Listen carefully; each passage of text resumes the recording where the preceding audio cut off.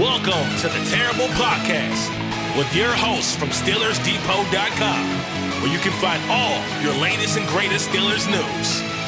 It's Dave Bryan and Alex Kozora, always lit, talking Steelers. And now, here's Dave and Alex.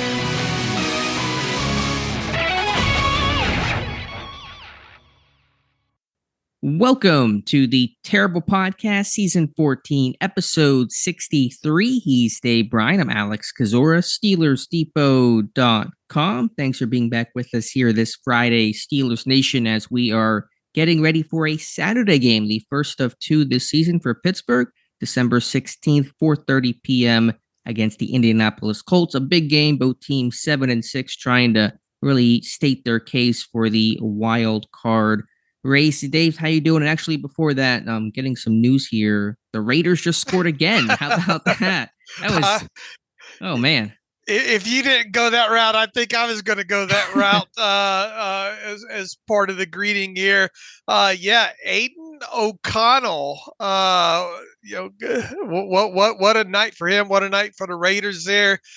Didn't see that coming. Was expecting a low-scoring, kind of slug it out, ugly game, and it was ugly on one side of the football for the Chargers for sure. And now I guess the watch today, early this morning, will be whether or not Brandon Staley keeps his job or not. And, you kind of look back at what he's done since taking over as head coach with the Chargers. Someone had an interesting stat up on Twitter.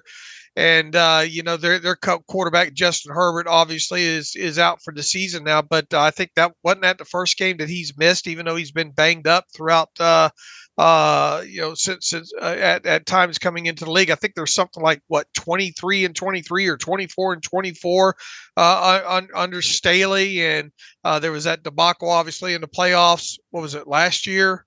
Mm-hmm. That the Chargers had. So it really makes you wonder if we're going to see another coaching change in the NFL later this afternoon. But obviously, probably a lot of listeners don't care about that. But that's obviously the big news coming out of the Thursday night game there, and the Raiders blowing out the Chargers. So we'll start moving on into the rest of Week 15 here with a couple of games on Saturday, and Steelers being one of them.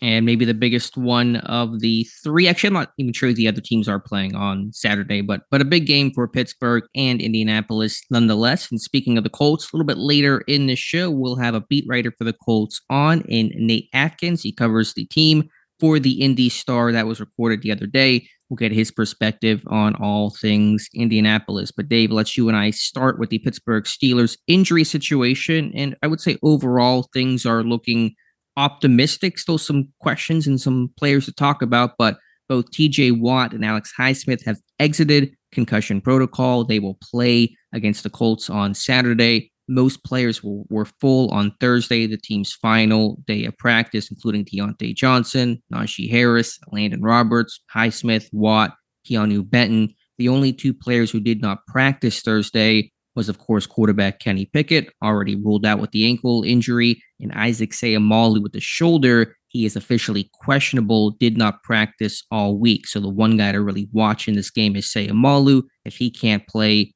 Nate Herbig will start at left guard.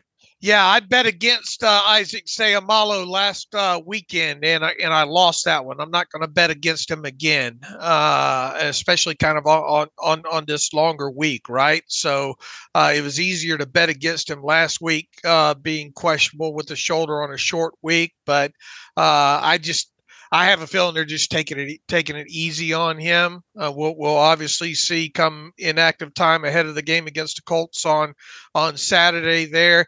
Kenny Pickett obviously rolled out. That was to be expected there. And both T.J. Watt and Alex Highsmith ended up moving in the right direction, and the fact that both of them got cleared out of concussion protocol by the time Friday rolled around is obviously big. And at this point, there's no reason to think that either one of them will miss the game. So there you go. There you go. I know it's going to be speculation, and our focus is on the Colts game. Do you think? Let me ask it this way. What are the odds Pickett is able to get back for the Bengals game. It seems to me because he was ruled out on a Monday that his chances of playing against the Bengals aren't great right now. Yeah, that's where I'm leaning, but stranger things have happened, and the initial reports were what, 2 to 4 games, and uh who knows, man? Who knows? Yeah. I don't even know which way to guess on that. I guess obviously you would like him back at practice right away at the start of this next week. But the last thing this team needs to be worried about right now is next week. Sure. It's a good point. They need to worry about Saturday and look, this team has taken it from and deservingly so. And we talked about, God forbid, if they had wound up losing that game, against the Patriots, what that next week would look like. And it has looked probably exactly what you would expect it to look like. They're getting it from every angle, or have been getting it from every angle.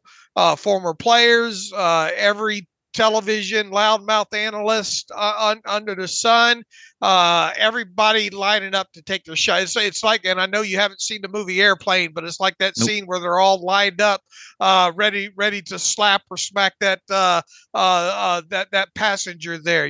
Even a nun is in line, ready to take her shot at her. And that's the kind of thing that you expect, especially coming off of losing to 2-10 teams in back-to-back weeks. And I almost wonder if this team isn't a little bit relieved to maybe be playing out of town, this week. Get on the road,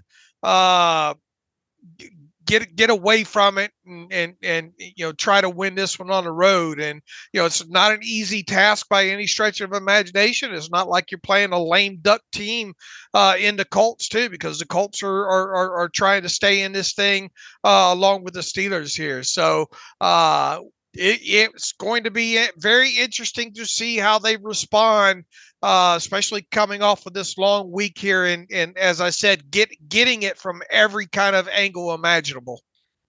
It is remarkable that Pittsburgh can lose to back-to-back 2-10 teams, and as Patrick Peterson said yesterday, still control their own destiny. They win this game. It's in a sense, and I'm being a little hyperbolic here, but it's in a sense like those Cardinals and Patriots games did not even happen, because at that point you're 8-6, and you're in control of this thing. Now they still have to take care of business. If you would have, God forbid, lose out the final 3 games after beating the Colts, you're not going to make the playoffs, obviously. But Pittsburgh is very fortunate to have such a year where there's so much parity, or whatever word you want to use for the AFC, with 6, 7, and 6 teams, and still be in control of this thing if, and it's a big if, but if they take care of business on Saturday. Yeah, I think you framed that right. The New York Times has that playoff simulator and odds and all like that. And right now, the Steelers are 20, according to that, have a 24% chance of making the playoffs. And look, I mean, these other games around the NFL. Vikings playing the Bengals on Saturday. That one will happen. I mean, this team could actually get it. We'll see what happens with the Vikings and having to play another different quarterback this week against the Bengals. And obviously the Bengals have been playing good with Jake Browning, but I don't think anything's a given when it comes to that. And then the game after the Steelers on Saturday includes another 7-6 AFC team in the Broncos, and they play the Lions. So, I don't want to get the cart too far out in front of the horse here, but if the Bengals slip up and lose to the Vikings, if the Steelers beat the Colts, and if the Broncos lose to the Lions, man, before we even get to get to Sunday, we could be looking at a Steelers team with, I forgot what the model said, but probably a much greater chance than 50% of making the playoffs at that point. And they, as I've tried to stress as optimistically as possible, which is hard to do coming off of these 2 losses against 2 back-to-back losses to 2-10 teams, is there are 4 games left right now, and you hit on it. The way this, Alex, is there one powerhouse AFC team right now that you would just bet your bottom dollars going to, or is there two AFC teams right now? If I said pick any two AFC teams and you have to bet your house that one of those two will be in the Super Bowl, would you be willing to do it? No, I don't think so. I don't think there's that one clearly, like the NFC, it's Eagles, 49ers, Cowboys. Those are kind of your big three. I mean, the AFC has, some talented teams. I'm still a big fan of Baltimore. I picked them to win the division before the year began. They're obviously almost guaranteed to do that. But no, I think every team has their weakness right now. And in other words, just, if you get in the tournament and, based on how seeding goes and, if your defense gets hot and whatever, basically to me, the AFC is really up for grabs and Baltimore is now, without a doubt, Baltimore, you turn around and here they are at 10-3 at this point. They've had, injuries along the way and, on top of it. So they would probably, just from where we sit right now, probably be the favorite, here, but it doesn't feel like there's one team that you would say, man, I'll bet you anything that this team's in the Super Bowl. But look, it all starts with Saturday, right? Yeah. Yeah. I mean, all of this is to say that week 15, tomorrow, Sunday, will define the Steelers season and the track and how things shape up. So big game for both teams, obviously. Just a quick note from the Colts injury side, 2 players officially ruled out. That is running back Jonathan Taylor with the thumb. Never really expected him to play, but confirmation on that now. And Braden Smith, their right tackle, he is out, will miss his second full game. So Blake Freeland, the rookie, will start at right tackle. How many rookie right tackles has T.J. Watt faced this year? It's been, remember that list that you had way back when? It's much different. It's a much different one right now. Yeah, that was wasted internet ink, and it didn't stop me from doing it. And we all know how injuries can shape this thing. And at start of the season, and you're always looking for kind of content to write right before the season starts and all like that. It seemed like a pretty good idea at the time, but you go back and look at that list. How many of those actual tackles did T.J. Watt end up facing there? And look, I mean, it's obviously a big deal that they're not going to have Jonathan Taylor in the backfield, but it's not like this Colts offense hasn't been able to function with Zach Moss. I think, Zach Moss obviously doesn't probably give you the home run threat that a Jonathan Taylor does, but he's performed pretty well. And, they've obviously lost their rookie quarterback earlier in the year, but Gardner Minshew's really been managing this offense overall as a whole, fairly well. And you turn around and they're 7-6. I mean, they're able to move the football for the most part. They got a couple of very good receivers in Michael Pittman and Josh Downs, is a guy that we talked a little bit about during the pre-draft process this past year. Has looked like he's going to be able to play in the NFL on top of it. The biggest loss, though, where I'm going with this, to me, is them not having Braden Smith at right tackle. And Blake Freeland, while I think as a whole represented himself fairly well as a pass protector against the Bengals this past week, the rest of his tape looks like a train wreck. And they're going to have to make sure that they give him, as with any team that prepares for the Steelers, you're going to have to give your right tackle some help against a guy like T.J. Watt. And then you flip over to the other side in Bernard Raymond over there. That's, it's big that Alex Highsmith was able to clear concussion protocol, because that now becomes a very tasty matchup for him over there. So, I'm not trying to downplay who Jonathan Taylor is as a player. I think that's a loss whenever you don't have your starting running back like that. But I think Zach Moss has held his own as of late. The big thing to watch is them not having Braden Smith again and having to start Blake Freeland. That could end up being, it sets up for, a potential T.J. Watt making a couple of big plays in this game.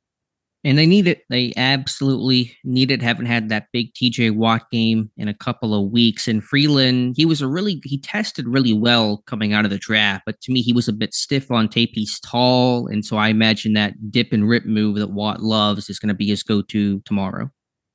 Yeah, look, there's no reason to think that over a span of 62 to 70 snaps here that TJ Watt shouldn't have a couple of significant wins in there.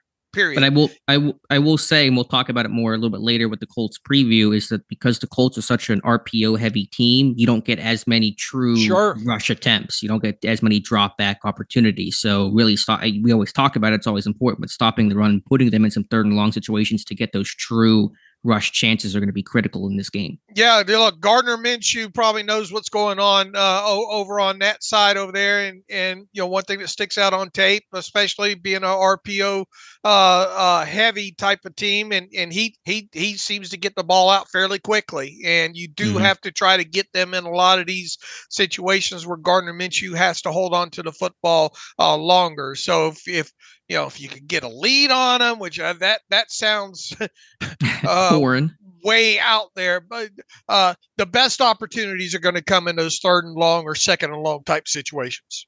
For sure. I think Minshew's snap to throw time is around 2.7 seconds, which is 7th or 8th quickest in football. So it is a challenge, and partially because of that RPO-based system. But Dave, speaking of TJ Watt, he spoke to the media on Friday, was not interested in talking about his concussion situation, did confirm he was checked for and cleared of a concussion in the blue medical tent during Thursday's game, did not want to give any details about why he wore the visor. There really is not much more for, I think, any of us to say right now unless the NFL and NFLPA investigation, which is standard protocol for these situations, reveals something different. But you just want to make a note of that. Watt speaking and did not really offer much and did not want to talk about his concussion situation. Yeah, he probably couldn't wait to get that particular. He's not a fan of media sessions as it is. He probably couldn't wait to get through that one. And his brother JJ sure not a good spokesperson.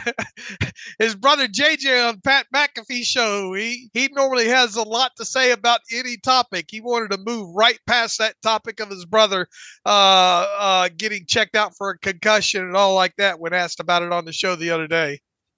Yeah, he sure did. So, again, I don't have much else to say at this point. He's been cleared. If anything comes up from the investigation, we'll talk about it then, but just want to make the note of that. George Pickens had some things.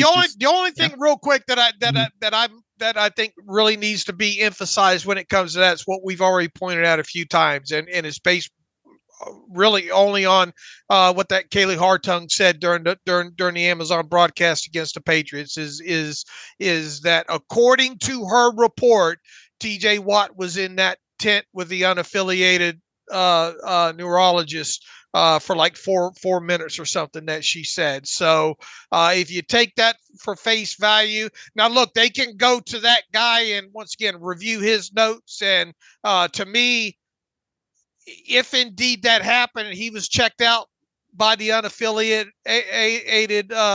neurologist and all like that, and he cleared him to go back in the game, to me, that's on him in the league at that point. And, obviously people could say, well, why did he put I understand all the questions that come out of it. And look, concussions is a serious topic when you're talking about the NFL, and has been for a while there. But all you can do is follow the rules that are out there, and if you got cleared, you got cleared. Sure, and he was cleared. I mean, obviously, if he wasn't cleared, he wouldn't have gone back in the game. So whether he should have been cleared or not been cleared, is debatable. But he was, and he's playing Saturday, and we'll go from there. I guess if they end up finding something with this, I'm more curious of who they're going to try to pin it on. Can you pin it on the Steelers there? Can you? Were the Dolphins punished for the Tua stuff last year? I know the UNC was fired. I tried to research if the Dolphins actually were punished. I don't believe they were, but I may have missed something. Yeah, I don't remember that specifically there, and I don't want to speak out of class here on that. Not remembering that specifically there, but if they weren't punished, then I can't see Pittsburgh being punished because the Tua stuff was way bigger than what happened in Pittsburgh. Right, I agree. So we'll see how it goes, and we'll pass along the info and talk about it more in depth if anything comes out of it. George Pickens speaking to the media as well, and the big quote, the big headline news running around yesterday was him saying he can't produce running short routes. Now, there should be some context that I think is being left out by some outlets and some fans seeing the comments. He was not saying necessarily, he was asked about not being able to make plays downfield and I think depth of target and something related to that. And he says he can't produce those big plays when he's running short routes. But obviously, he's kind of implying and really getting at that he wants to run his route tree and kind of his wheelhouse of vertical routes and jump ball opportunities and not the 3-yard curls and, those types of things. And so Pickens, I think, very much letting his displeasure be known about how his route tree's been looking recently. Yeah, and that's just another added level to his frustration, right? And when you look at the target, that Next Gen Stats does a great job of putting out those the route trees, but they do so only with the targets. And if you look specifically at the game against the Patriots, man, you can see where his frustration is on the targets that he had in that game. Obviously, we have the other metrics that go deeper as far as routes run and probably overall depth and that, but it doesn't do it. You run 22 yards downfield, you don't get a pass. Well, you're not targeted in that situation there. I will sum it all up when it comes to George Pickens. These last several weeks, specifically here, I understand his frustration. I do understand his frustration. I believe that he's just got to do a better job of handling his frustrations during game. And I think Mike Tomlin said as much, this past Monday during his press conference there. The biggest knock on him, and it's because he is a young player, is how he handles his frustration in game. Period. I understand where it's rooted from. I think everybody listening to this would like to see George Pickens targeted 8 to 10 to 12 times a game. I get that. But when he's not, and for whatever reason, he's got to handle his frustrations better, I believe. What do you see as the bigger problem? Pickens struggling to handle his frustrations well and constructively, or Pittsburgh's inability to get him the football downfield, or really at all in some games? Yes. That's fair. That's probably the correct answer. I mean, look, you've got to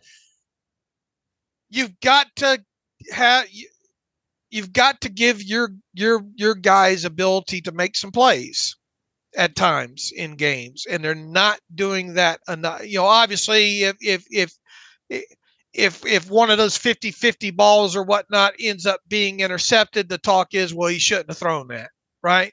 But with this offense specifically, there are probably situations that have been, or we know that there have been situations passed up where you've got to give your guy the ability to make a play down the field, I think. And we're not seeing enough of that. Obviously, it goes without saying, we've talked about this for the last couple of years. They're not putting these wide receivers as a whole in enough situations, and I'm not talking 12, 14, 18 yards down the field, just on some of these 5 or 6 yard targets. Are not putting them in good enough situations to give them the ability to make plays after the catch. And I think that's something that we need to see more of moving forward in these final 4 games. Is, man, you got to see some more of these slants. You got to see some more of these kind of in breaking dig routes. You got to see more of these over route situations. You've got to give these guys on these shorter pass attempts the ability to make plays with footballs in their hands out in space. And that goes for all of them. To me, the biggest concern with the offense is it's a passing game that, in theory, on paper, is built around its outside receivers, correct? Deontay Johnson and George Pickens. Mm-hmm. They don't use the slot much. They don't have, this year at least, have not utilized the tight end all that often. And so we know the offense is built with the outside passing game. Kenny Pickett's a sideline thrower. Mitch Trubisky, I think overall, is a sideline, take the shot if it's their type of thrower. And yet they're not able to get those guys the ball on the outside. So when your passing game is built around those two guys and you aren't designing things to get those guys the ball in those areas, that's kind of just confounding. How do you mismanage that to that degree where your identity supposedly is to target and have your passing game run through those guys on the outside, and yet they're not really getting consistent opportunities in utilizing those skill sets kind of to their maximum degree. It's something we've seen go away of, and especially since Kenny Pickett's been out, where are the back shoulders at? Yeah, that's Pickens' like trump card. And even though those don't produce generally yards after the catch, at least they are 12 yards down the field generally, right? Or up to 20, you can get 20 yards off of that easily. Right. We haven't seen that. It just seems like the flow chart is Pickens or Johnson pressed one-on-one on the outside with a single high? If so, take deep shot, And then if not, it's like, what do we do? Right. Like, what is the identity of this passing game? I could not give you even the start of an answer of what the goal of this passing game is to do. I can't either. No, now at least against what the when they used Firemouth against the Bengals, you saw, but they've gone away from that. When we're talking all about only one game where instead of Frampton comes alive, Firemouth comes alive. That's before your time. Yeah, Frampton, way over my head on that one. Frampton comes alive, but you have to have other plans that in the passing game, that if you're unable to get the ball to those other guys, And that's where it starts for an OC, for example. What's your plan? What's your identity? Stuff happens, injuries happen, but besides Freiermuth, the group has been healthy in terms of your pass catchers. Mm-hmm. And, you lost, Pickett, but Trubisky's a vet, not like you're going to some rookie and you don't know about him and you're kind of figuring it out, with that guy. Trubisky was your starter last year to begin the season. So, just a big mess there, I think, conceptually and just philosophically, and that translates to a really messy product on the field. And you can't even, we've talked about the screen game to the running backs forever. You can't even run that for how many years now to kind of make defenses pay for, deeper zone looks and playing off and all like that. I mean, and what did the Bengals just do to the Colts this past week? They used the snot out of their running backs in the passing game, in the screen game specifically. They got a big touchdown off of that. Right. And this offense can't, it's so, and then I hate to go back to the game, just last night, you got a 4th round rookie quarterback that comes in there and, is able to push the football down the field. And yeah, he was working on short fields, but he made them count. They were able to do a lot of stuff in the middle of the field and get their key player the ball, and Devontae Adams in some key situations. And everything looks better than what the Steelers do. Everything. It's so true. That is on the bumper sticker. Even the Colts too. You're talking about an RPO heavy offense here that, at least they mix in their offense, and building off of that, they have some square ends. They're not afraid to use the middle of the field. Yeah, they don't. Up until this week, they haven't used their tight ends. I'm sure that'll change on Saturday against the Steelers. And even though it's not a prolific offense overall, they're able to utilize what they have and work around it and make it look like at least an offense that can move the football down the field at times. Since the Titans game, George Pickens and Deontay Johnson have one game in which either of them caught at least 5 passes, and that was Pickens against the Patriots, and went for 19 yards, which is the lowest receiving yards by a Pittsburgh Steelers wide receiver with at least 5 catches in a game. So just the one time you get, 5 catches. How many catches did Devontae Adams have last night, for example? Let me roll it back real quick and answer your question for you. 8. Adams had 8 receptions, 12 targets. So they get their playmakers the football. And Pickens not. Listen, Johnson has some issues. Pickens has issues, obviously, in terms of route running. And we could talk about maybe some of the comments Merrill Hodge made. And there's critique and criticism for them. But again, conceptually, Pittsburgh has no identity, no plan. And you can't blame those guys for being upset. Sure. And we'll roll it back to Pickens. I understand his frustration. And Look, you got to come out in this game against. I don't want to get too deep in this too soon here, but I mean, you got to come out and get him involved in the game early, just as you would years ago with Antonio Brown. You got to get him, even if it's a quick wide receiver, a quick slant, or something. Or come right out and take a deep shot down the field, a 50-50 ball given. You got to get him involved early in the game. You got to try to keep him involved early in the game. Every 5-6 pass attempts, if need be. You got to design something up to keep him involved in the game, where hopefully his frustrations don't take over. To switch gears here to go to the other side of the football briefly, I thought there was a really interesting comment that Chris Hoke made yesterday, and he had a lot of critiques, some of which I agreed with, some of which I didn't. But one that I did agree with, and one, frankly, that I probably don't talk about enough, is talk about guys that have to produce more. How about Larry Ogunjobi needing to produce more? 2 sacks this season. I think the pressure, I think early in the season you had more pressure from him, but I think the last stretch of games, he's been really quiet overall. Not terrible, not a liability, but for a guy making the money that you just paid him this past offseason, want and need to see more out of Larry Ogunjobi, especially in this game. Especially when you look at that front back, with Cam Hayward back healthy, and you've obviously had the rise of Keanu Benton in the base aspect of it. You've got enough dudes up there on that defensive front that you would think a guy like Larry Ogunjobi specifically would be able to eat more than he has. Yeah, I mean, again, sacks are not end all, say all, but he started 29 games in Pittsburgh and has 3.5 sacks. I mean, that's just not good enough. We talked about excusing him, so to speak, last season because of, we heard, even him talk about it. Yeah, he wasn't even back to his where he wanted to be kind of physically until after the start of the season, right? Because coming off of the foot injury and all like that. And, even though I think it was kind of too high of expectations to see him have a year like he had coming out of what year would have been 2021, right before he injured that foot of his. At least you wanted to see something, getting kind of close to that production that he had, and we still really haven't overall. And this is a guy that you signed to a 3-year contract this past off season. So right. If the tape shows that this guy's healthy.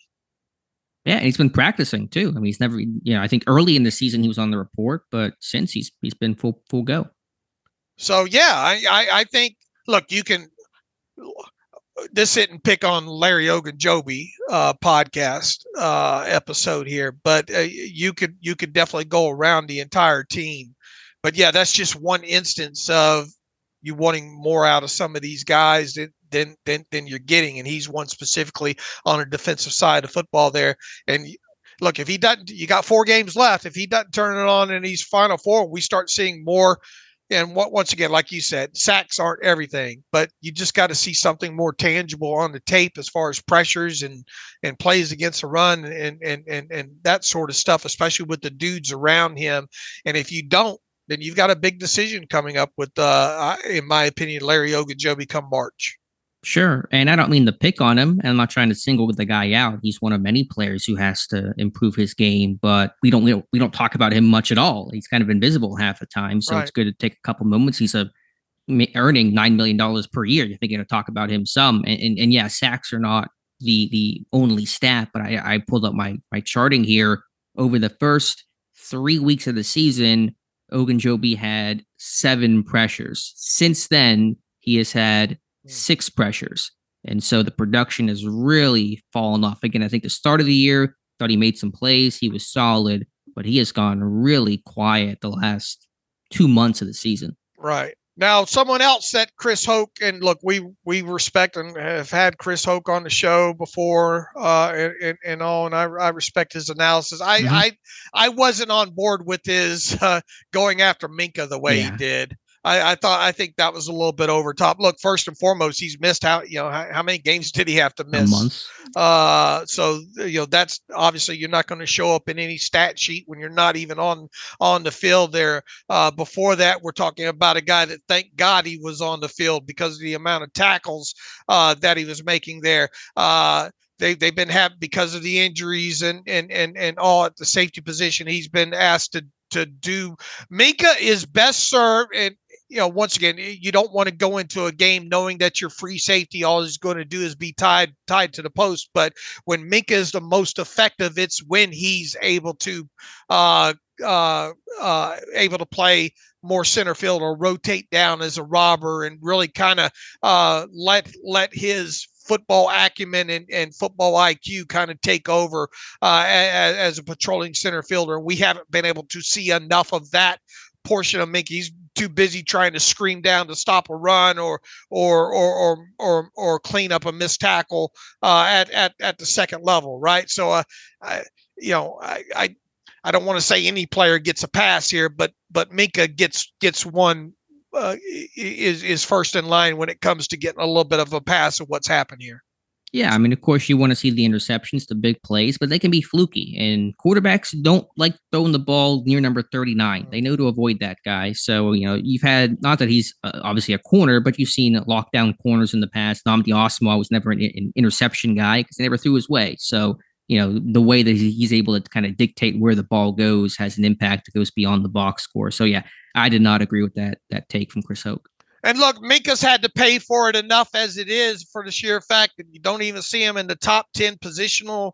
Not that Pro Bowl means jack squat, but it is a popularity contest, and normally your popular players are going to show up in there, kind of, even if they have a semi off season. But him missing the games that he made or missed, and him not having any stats to go along, other than tackles when he was on the field, he's having to pay for that by not being in the top 10 at the position in voting. And you have to think that he's probably not going to be a first team All-Pro this year, right?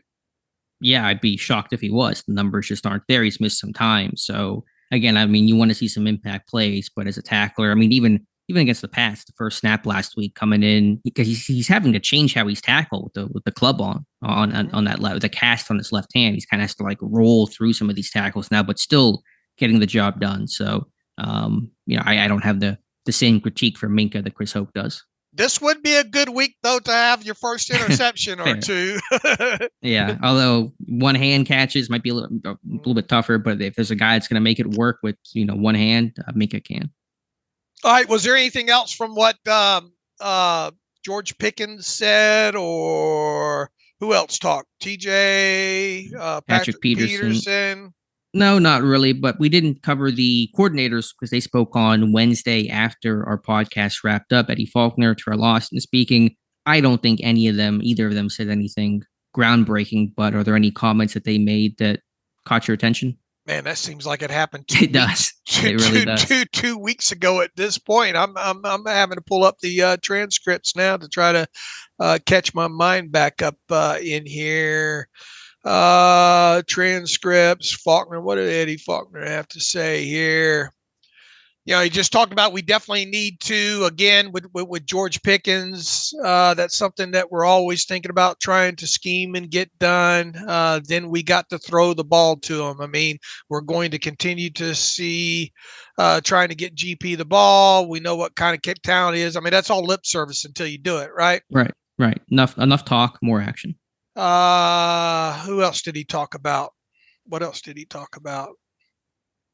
You kind of still endorse Trubisky's aggressive mentality, and I get it. I've said what I can say about that. They just have to walk that line better in this game. Right. Yeah, there's not too much more there that was usable, and really the same with Austin as well. Went back to Mark Robinson, talked about needing to earn the trust of the team and teammates, and we've mentioned that before. Trust seemed to be the real issue. And do you think it'll be the same deployment for the inside backers? Blake Martinez playing in base. Mark Robinson had this kind of, I think, big nickel package for the first quarter of that Pats game. Obviously, Roberts, your every down guy, and Walker's going to play in most of your nickel packages. I guess the only real question is, and we should get the answer by 4:00 this afternoon, based on let's assume Isaac Seumalo is a go. Okay. Mm-hmm. Obviously, Kenny Pickett's going to be on the inactive list. If Seumalo goes, you'll have Dylan Cook on the inactive list. Who else is going to be on the inactive list this week? Probably DeMarvin Leal, right? That's 3. Right. With James Pierre looking like he's going to be back, people are going to hate to hear it. Probably Darius Rush is going to be inactive, right? Yep. And who did I have as the final one there? I'm already drawing a blank. One of the running backs. McFarland's the other one. So that's 5. As if they don't make any elevations from the practice squad. What if is Kyron Johnson out of elevations? It's a good question. I know he's been elevated at least twice. He should have either a third or that final one where he would have. He should have. I think he has a third left. All right. What happens if Kyron Johnson and based on what Austin said the other day, it feels like Marcus Golden's going to be back in a helmet this week, right? Right, but they have elevated Johnson one time before where they dressed both Golden and Herbig. I think on the first elevation that Johnson had, they had 5 outside backers up. Oh, okay, so what if, regardless of who the elevation is, could there be where I'm going with this is could we see Blake Martinez go back to inactive? Potentially. I don't know if they're going to elevate anybody though, because they're pretty healthy unless they wanted additional. Well, they wouldn't do an offensive lineman because you probably wouldn't dress him. I mean, right. Wouldn't make sense to. So I don't know. We'll have to wait and see. So what I'm getting at is I expect Martinez to dress unless they have an elevation today. Okay, that's fair. And we should know by the cutoff for the Saturday game is going to be to 4 p.m. Friday to make an elevation. Looking back at last year's Saturday games, it seemed like the teams had to announce it by 4:00 on Friday. Okay, so we'll wait for that and have a post up if they make a move. All right, Dave, let's hear from our Colts beat writer of the week, and that man is Nate Atkins. He covers the Colts for the Indy Star. You can and should follow him on Twitter at Nate Atkins _ the underscore after Atkins. Let's take a pause and come back with Nate. Okay, welcome back to the Terrible Podcast, and this is our Friday show, and included in every Friday show, of course, ahead of Pittsburgh Steelers game is an interview with a beat writer who covers the opposing team. This week, of course, the Pittsburgh Steelers are going on the road to play the Indianapolis Colts, who are right now sitting at the number 7 seed in the AFC, and we have a first-timer on the show this time covering the Colts. We're talking to Nate Atkins. Nate covers the Colts for the Indianapolis Star. You can read his work online at indystar.com. Just find the Colts link there and you can read it that way. And also you should be following Nate on Twitter /X at Nate Atkins. That's ATKINS _. And that, of course, we'll have his Twitter feed linked in the post for this podcast episode. So with that, Nate, welcome to the Terrible Podcast with Dave and Alex. Thanks for having me. Should be a fun week. It's a little weird to have a Saturday game. Colts had one of these last year. What's funny is they had one last year that got bumped up to Saturday, and it happened to be a game at Minnesota, and they were up 33-0 at halftime, and they managed to lose the game. So I don't know if this game could be as crazy as that one, but I hope it's entertaining. Well, I tell you, don't expect a lot of points on the Steelers end as far as that goes. Nate, let's start kind of with a 30,000-foot overview from you on the Colts season. Obviously, had the exciting rookie quarterback in Anthony Richardson. Got off to a nice start. It was fun watching him play. He unfortunately went down with an injury on IR, and in comes Gardner Minshew, and he's been playing pretty decent overall. Look, this team is 7-6 right now. And prior to this game, this last week against the Bengals, I think they had reeled off 4 wins there. Obviously, head coach Shane Steichen comes in and takes over after Frank Reich his time ends there in Indianapolis. What's kind of your overview? Has this team exceeded expectations to this point? Where are you right now on the 2023 Colts at 7-6 entering this game against the Steelers? Yeah, I think you'd have to say they've exceeded expectations for, coming into the season, and certainly once Anthony Richardson went down.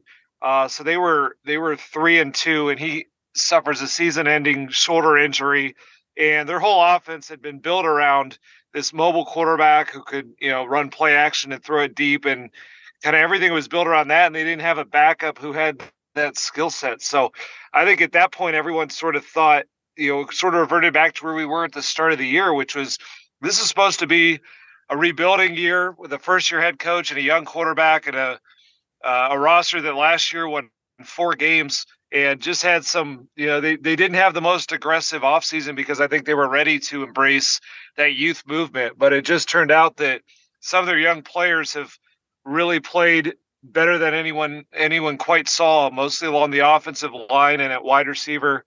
Guys have really exceeded expectations. And then really the story of the season has just been the way that Shane Steichen has sort of given them a lift in these games.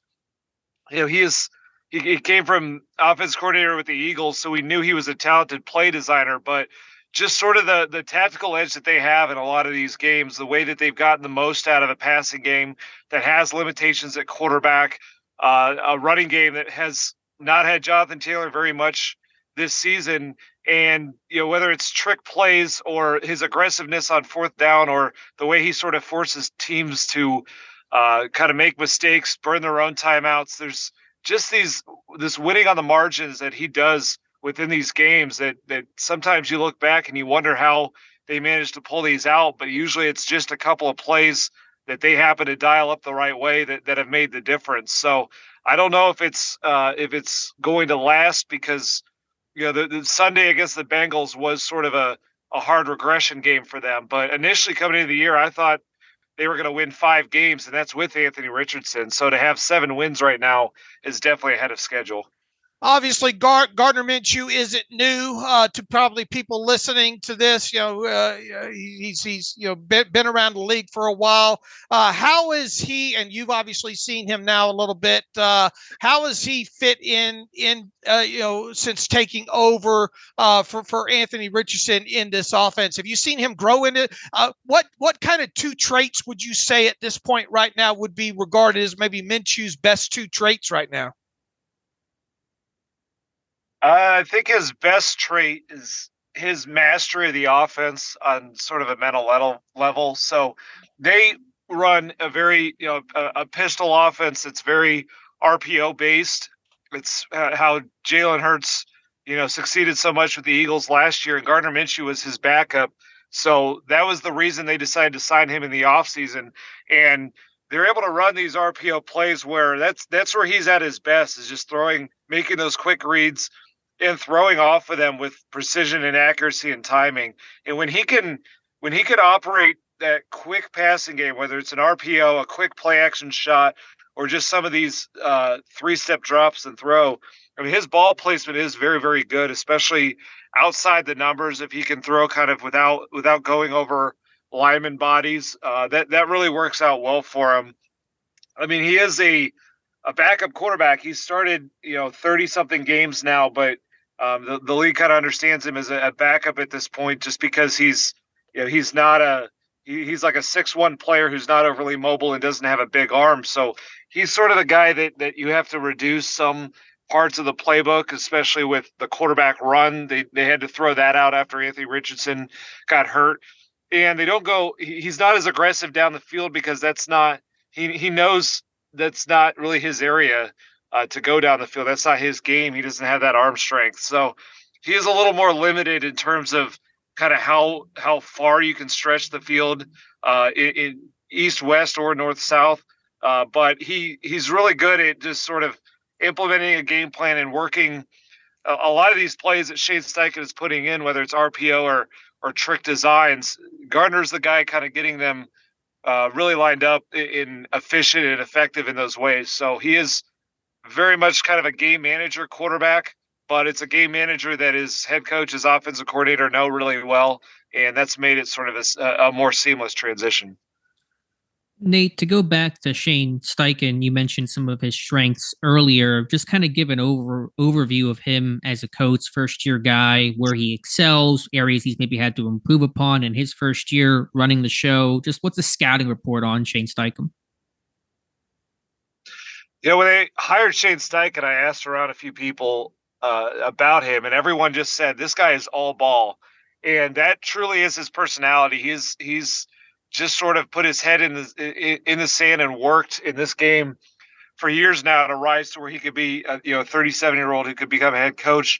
And that's sort of his personality, is this just sort of obsession with the tactical side of the game. He's very much an X's and O's coach who's really about sort of doing something different each week to kind of put his players in position to succeed. And so he's one of those coaches that's very intense in that way. And so when they lose games, when they don't play well, he really doesn't beat around the bush on that. He aggressively goes after weaknesses. When they've had problems for him with personnel, guys not delivering in positions, they usually have a pretty quick hook the next week where they'll make a switch to someone else who's doing better. And they just sort of have raised sort of their I guess their intensity and their maturity as a team, because it's very business oriented now, where they just have a job to do every single day, every single game day. And they go out and they do them, and they've been able to sort of push away a lot of what happened last year, which was a lot of emotions and a lot of disappointment. And they were sort of able to divorce from that by just getting players back into some of the X's and O's positions that allow them to succeed the most. So that's been his strength so far.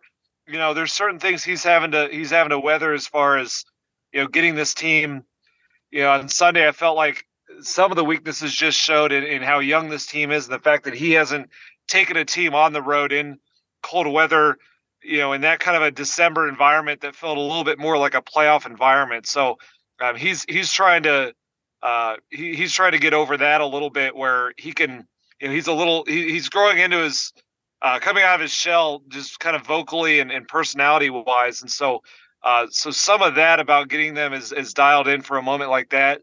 That's something I think he has to learn a little more. That's why this Sunday will be a good test, because it's another playoff-like environment. But he certainly raised the floor of this team by just sort of getting them obsessed with football every single day, and they've been able to build from week one until now.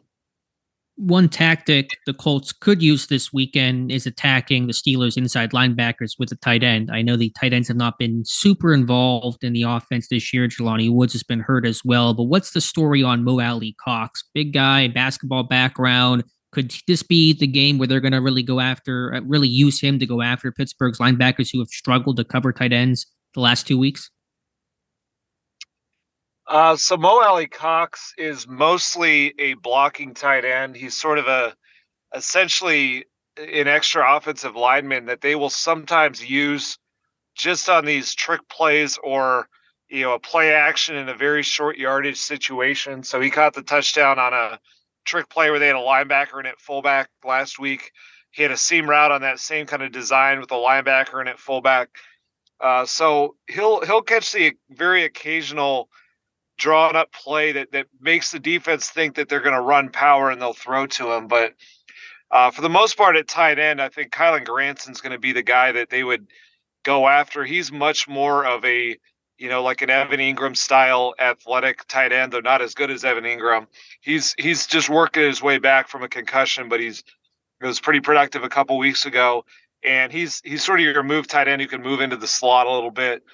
But they have been missing Jelani Woods. He was supposed to be the big play, seam stretching type of tight end. And without him at all this season, they just haven't had a lot of production out of that group. So if it's not Kylan Granson, or if it's not, the occasional trick play action to Mo Alley Cox, or maybe a little bit of Drew Ogletree, who's sort of a little bit more of a blocker too, that's, they tend to throw a lot to their wide receivers because that's where the strength is. But, Mhm. it is possible if they see that on film and they think that they could get Kyler Granson open a little bit more this week. That's Shane Steichen's very dialed in on the weaknesses of the defense he's facing. So I wouldn't be surprised if they tried some of that. Well, the Steelers starting are making some tight ends. They kind of famous. Hunter Henry had that big game for the Patriots, and then before that, the Arizona tight end went off on him there. So it'll be something to watch when it comes to Granson and that tight end position there. Looking at the offense there, I'm looking at the injury report and hearing Shane talk. It doesn't sound like Jonathan Taylor's going to make it back for this game, and it doesn't look like Braden Smith's going to make it. At right tackle. So I would imagine Blake Freeland going to get another start over there. And I thought overall, I thought Blake kind of handled himself pretty good. That might have been his best pass blocking game of the year against the Bengals, I think, over there at right tackle. But for the most part, just a big guy that has had some problems in pass protection. Is that what you're seeing on the injury report? No Jonathan Taylor, no Braden Smith. How's the rest of the injury report shaking out? What's your thoughts on Blake Freeland? I know that's a mouthful. Yeah, I don't think either of those two guys are going to play. It's been multi-week injuries for them, and they've not practiced in a few weeks. So my expectation is they won't, and it's a pretty big loss because it's sort of a double whammy where outside of Quentin Nelson, Braden Smith's their best run blocker, and they were using him really as sort of a puller and a guy that gets out in space, and Jonathan Taylor would bounce off behind him, and they could be pretty lethal when they have those two. Instead, going down to Blake Freeland, who's a rookie, he's getting good experience, but he doesn't quite have the strength yet as a rookie to finish some of these plays. And then Zach Moss is your bruising running back, but they've had a hard time running over the past month, mostly because teams will play base defense against them and force them to throw out of it, and they don't really do that consistently well enough to get teams to play any different. So it's been a struggle there. And I mean, the big question this week is going to be sort of how the Colts handle the two edge rushers for the Steelers if they can both play, T.J. Watt and Alex Highsmith, because that matchup was a problem for them last year against the Steelers. This past weekend, while Blake Freeland handled himself pretty well, Bernhard Raimann really got beat by Trey Hendrickson, who's a tremendous player, but so is some of those two guys I mentioned. So they've got to get back to running the ball well enough to keep them out of these obvious drop back situations because they're just not going to win those matchups very consistently if those players are out there. It's more about finding ways to neutralize them and stay away from them, and that's where they have to get the run game going a little bit. But as far as the rest of the team outside of those two injuries, and obviously Jelani Woods, who hasn't been practicing, the rest of the team is getting healthier. They're going to get EJ Speed back, who's a very good linebacker who missed last week, and looks like they're going to get Juju Brents back at cornerback, and he's missed, I think, the last 5 games. And they've been really hamstrung at outside corner, and he's a rookie, but he's a second-round pick who's made some. He's very physical, and he can force some turnovers. So they really need him to be back out there, and I think he'll be the guy that'll go up against George Pickens. Before Alex starts asking you about the defense, I noticed throughout the year, I think the Colts offense is kind of in the middle of the pack when it comes to explosive plays of 20 yards or more. But I think if you drill that down specifically over the course of the last 3 weeks, only 7 explosive plays, I think, of 20 yards or more for this Colts team. What do you see the issue of or what lies behind the lack of explosive plays these last few games? I mean, it's mostly been personnel losses. So their most explosive player is Jonathan Taylor, and he's missed the past 2 games with a thumb injury. And without him, the other player who was generating explosive plays was Anthony Richardson, and he's out for the year. And so you sub those 2 out, and you bring in a backup quarterback who's not mobile or strong-armed, and a backup running back who's very bruising and can finish through contact, but not a burner. And then you don't have Jelani Woods. He was supposed to be the seam-stretching tight end. They just don't have the players that they've built to be explosive. And the ones that they do have like Alec Pierce can fly down the sideline, and occasionally they'll be able to get him a fade ball, but that doesn't match up as well with Gardner Minshew. He doesn't throw that route as well as they would like, or what they wanted to have out of Anthony Richardson. So really, they just don't have explosive players in the offense. What they're good at right now is sort of churning out first downs from Moss finishing runs, or Michael Pittman Jr. he catches 8 passes plus in every game.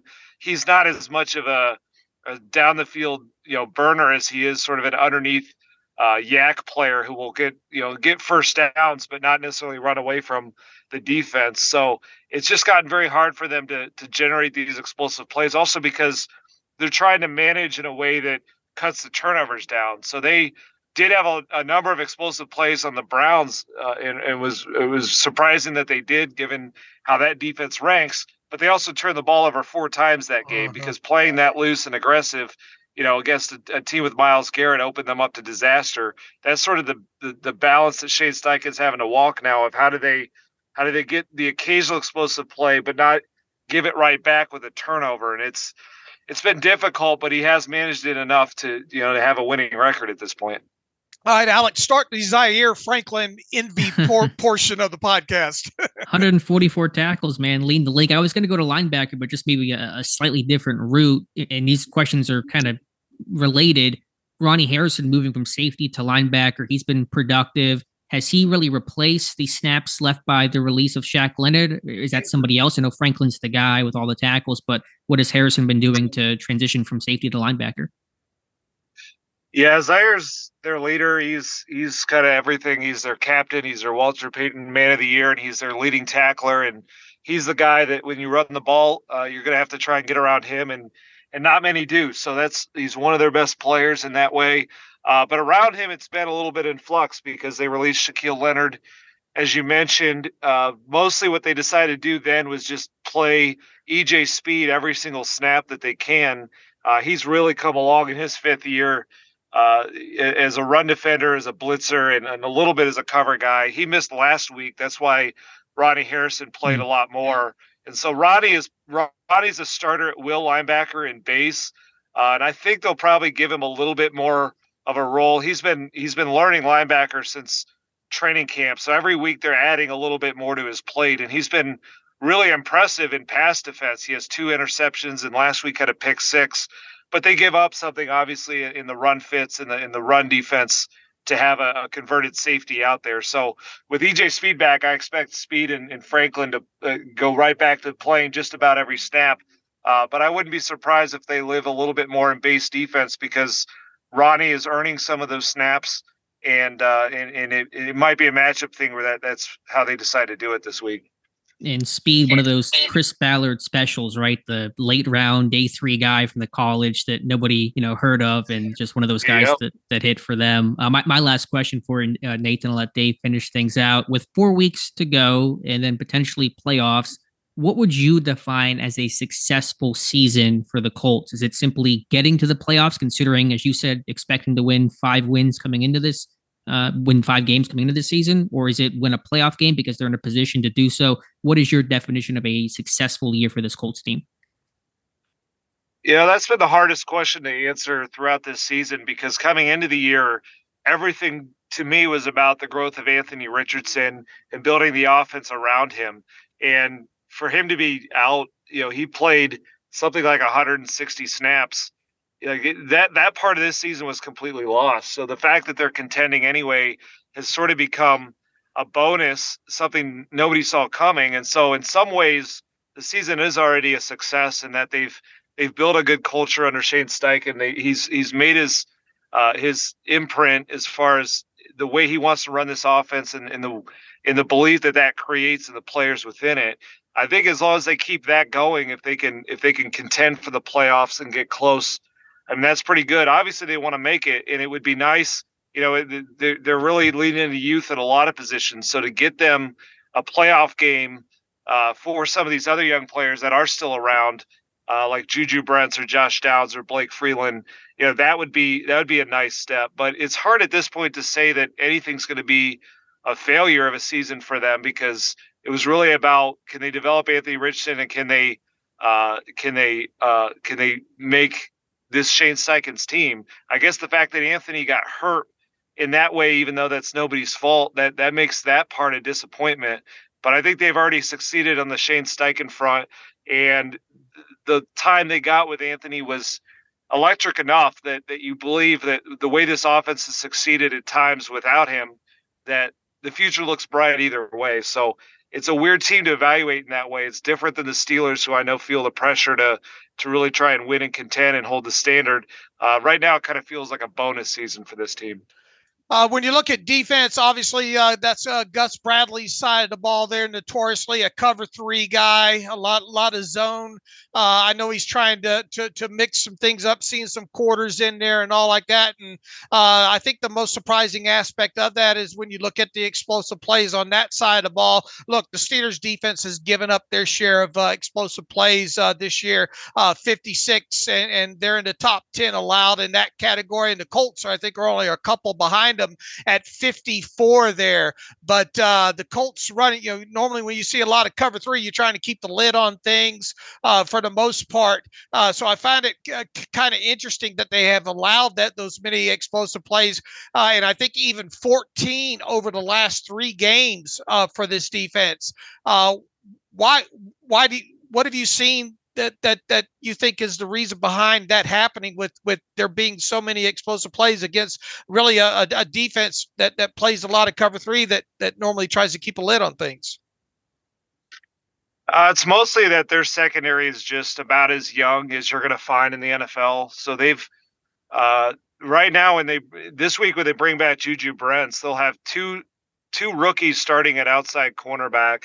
They've got a second-year free safety and rotating with another second-year free safety. And then their strong safety, Julian Blackman, their nickel corner, Kenny Moore, those guys have experience. But as far as like the outside, the perimeter and down the field, those guys are all first and second-year players. And some of them, one of them was Jalen Jones is a 7th-round pick this year. He didn't play until about a quarter of the way into the year. Darrell Baker Jr. has been filling in for Juju Brents. He's an undrafted player. So they just haven't had the outside cornerbacks to handle it. The last week, they really tried everything they could to keep a lid on it. They played so far off the ball against Jamar Chase and T. Higgins to do anything but let them run free. And what ended up happening is the Bengals ran screen plays, and they got 124 yards on 3 screen passes because these defensive backs wanted to drop back almost, into Kentucky.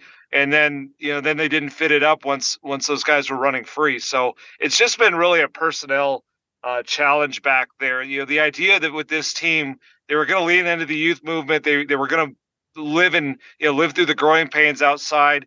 But one of the things that was supposed to happen was they were going to force a lot of turnovers because that's in his prime what Shaquille Leonard used to do. And then he just couldn't get healthy, couldn't get back to that kind of player. And so they just haven't had that enough of the impact plays on the back end to sort of get the ball back in these situations. So really for them, it has all come down to the pass rush. Can it overcome this secondary? And they entered last week 2nd in the league in sacks. So for a lot of the season, they have found ways to do that. Last week it fell off. They didn't get a sack. And that's when those explosive plays turn back up. So the hope for them is Juju Brents comes back at outside corner, and that's ideally their most talented outside cornerback. If that can give them a boost there, then some of those explosive plays should go down just because the players they have out there are a little bit better. Well, Nate, we could keep you on for 30 more minutes, but we know your time's valuable here. So we'll kind of wrap this up here. My bookie right now has this with the Colts being a 1.5 point favorite right now with the Steelers. It is a quick note to our listeners. We're recording this Wednesday night with Nate because of his schedule and all like that. So it is a couple of days early in the week, but I think he's got a good grasp of who's in and who's out. How do you see this one going, Nate? Final score prediction maybe. And at the end there, tell people what you got going on over at the Indianapolis Star. Yeah, I appreciate you guys having me, and I feared the score prediction question just because this Colts team has been very hard to guess. I mean, every game for about the last 5 weeks I've thought is a total coin flip. I thought they'd beat the Patriots because of them, but but really it's hard to quite read how this team's going to do. And especially this game to me feels about as coin flip as it gets, because you've got two backup quarterbacks, but you've got two teams that know that if they win, they're in a good spot for the playoffs, two very, very good coaching staffs, and two teams with some pass rushers who can wreck the game. And so everything to me is about, can Shane Steichen find a way to survive what's going to happen along the edges with T.J. Watt and Alex Highsmith? If he can do that, I do think the Colts at home on their side of the ball on defense can have their way against Mitchell Trubisky, just because this defense the defensive line mainly, that's very healthy right now. They need a bounce back performance from Cincinnati. And I think this team will, they've been really good at turning the page and dialing in. And right when we think this team's regressing, they kind of have a bounce back to them. So it's a total coin flip to me. I'm going to have to, if I had to make a score prediction, I guess I'm going to go with something like, let's go Colts 24, Steelers 23. So okay. I'm cheating a little bit by they covered the spread, even though it's a 1.5 point spread. But really, it is a total coin flip game to me. And I think ultimately the team that wins it is going to feel like, they're a win or two away from the playoffs and righted their season. And the one that loses it is going to realize, I think if you can't, it's a big litmus test game, because if you can't beat a backup quarterback in this moment, then you're probably not a playoff team. So I think we'll get good point. Both teams' most dialed in effort this week. And what do you got going on over at the Star right now? Oh, yeah. So I have a big story coming out tomorrow, or it should be tomorrow, on Dayo Adangbo. That's on Thursday. Dayo Adangbo is one of their top pass rushers who's had a very interesting just family path over here. They call him Hurricane Dayo, and he's finally kind of come into his own as one of the leaders of their pass rush. So that's really kind of consumed my week. But other than that, it's just, I'll have a Ronnie Harrison story in a couple of days, like we've been talking about, just looking into how he's learned how to be a linebacker after playing safety for a number of years. And outside of that, it's just sort of, it's rare for us to have a big game like this. Last year didn't have really any of those with the way the season went. And so not since the end of 2021 have they had these kind of playoff atmosphere games. So I feel like I'm just sort of excited to get to Saturday afternoon and night, just to kind of see how this team and how this city handles a moment like this. It should be kind of fun. Nate, can I just, for a 30-second answer, how crazy was it covering the Jeff Saturday stuff? I mean, there wasn't a big game, but like that had to have been just the most insane thing ever. Yeah, I don't know if that's a 30-second answer, but that's a fair point. It was it's a story I'll tell for the rest of my life, because it was pretty crazy that they did that. Pretty crazy some of the games they had, where they had the biggest collapse in NFL history, the worst fourth quarter in NFL history. Managed to beat the Raiders in his first game out, and then lose 7 straight. So it was a long season wrapped into one, and very, very different from what this season's been. All right, fair enough. Nate, hey, we appreciate your time. You're a great first-timer on the Terrible Podcast, and next time these two teams get together again, we'd like to have you back on the show again. So, Nate, thanks for being on the Terrible Podcast with Dave and Alex. Yep, thanks for having me. Anytime. And welcome back to the Terrible Podcast. Again, our special thanks to Nate Atkins, who covers the Colts for the Indy Star. Please follow him on Twitter at Nate Atkins _. And we appreciate his insight, his thoughts there. And it's been a tough year last year covering the Colts, crazy year last year. And so it's good for him and the Colts fans to have some stuff to feel good about this year. Yeah, good first time guest that we had on there. Enjoyed talking to him, and he's got to be pretty excited, at least at this point of the year, covering a team that's still in the thick of things. And boy, they will really be in the thick of things if they beat the Steelers on Saturday there. And you just got the sense that this Colts team has overachieved, and they have.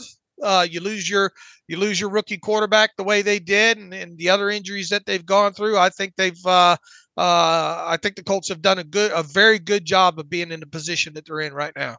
Yeah, and kudos to first-year head coach Shane Steichen. Been a tough year, a lot of injuries, losing your rookie quarterback, couple games in, not having your star running back for large portions of the season. All the things they've dealt with, and to be 7-5, not only in the wild card race, they could still win the AFC South. I mean, there's a chance there with Jacksonville slipping and Trevor Lawrence banged up, and who knows? So they're playing for a lot this weekend, but so is Pittsburgh. Dave, let's you and I get into the Colts in more detail here, starting with their offense. Would you believe it if I told you the Colts are ranked as let me get the actual stat here so that I'm correct. They are the 8th best scoring offense in football at 24.2 points per game. Yeah, that's pretty impressive overall. And they're not that good on third downs, are they? I just lost where the stat was on their third down. They are 24th on third down at 35.8%. So they're making something happen in there. They've been there. I think they're right in the middle of the league when it comes to explosive plays overall. Now, their defense has taken the football away quite a few times, and that's probably led to some short. The key point is when they're getting in scoring positions, they're scoring. Yeah, and they're an RPO heavy team, as RPO heavy as you're going to see, and so the run pass option and a ton of variations off of that, and so that's tough because in theory the goal of the RPO is to put the defense in a lose-lose, whatever look they're giving, whatever structure they have, you have a counter off of that, be it the run or the pass game. And it's not even just where they're running screens in the pass game. They're actually running some concepts, running guys in the flat and quick curls. And so it's a really highly advanced, obviously comes from Shane Steichen and Philadelphia, some of the stuff they were running last year. A little bit different. They don't have the runner in Jalen Hurts, with Gardner Minshew now a quarterback, but there's just kind of a lot to handle. And the Colts are always designed to be one step ahead. When you run kind of what they try to do at times with throwing the football out of RPO situations and a little bit further down the field, you'll see them do it on some of these outs and all like that. Some of this stuff takes at least a tick longer to kind of develop. That tells me that your offensive line is doing a good job of not getting downfield too far, but yet holding their own in those run blocking type situations, even though you're dropping back to pass within there. So that's good coaching on the offensive line aspect for the fact that when you are throwing out these RPOs, you're able to actually run some, as you mentioned, some concepts out of it. So I think that's a testament. And boy, they run a lot of them. Don't they? You have the number? You have the number on? They've run 228 RPOs so far this season out of about 800 something total offensive snaps, I think. 27% RPO. They lead the league in usage rank of the RPO this season, and that definitely shows up on tape. You can pick those RPOs out pretty easily there. So, and they run pretty effectively. It feels like they're not fantastic, but they do enough up front where you're seeing even guys with Zach Moss are able to get some running lanes out of it. I think they do. Gardner Minshew and Zach. Nate just told us, right? Gardner Minshew is very much a game manager, and he's played enough football at this point and he's run enough RPOs over the time that he knows what he's seeing, and he knows, more times than not which way to go with the RPO.